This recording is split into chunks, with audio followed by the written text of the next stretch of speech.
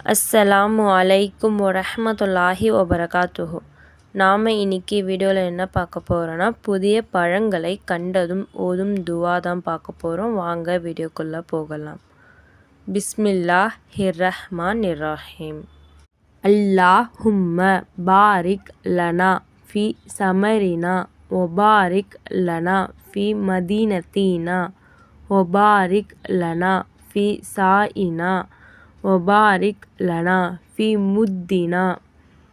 பொருள்: அல்லாவே, எங்களுடைய பழங்களில் அபிவிருத்தியை அளிப்பாயாக, இன்னும் எங்களுடைய பட்டணத்தில் அபிவிருத்தியை அளிப்பாயாக, இன்னும் எங்களுடைய அளவுகளில் பரக்கத் அளிப்பாயாக.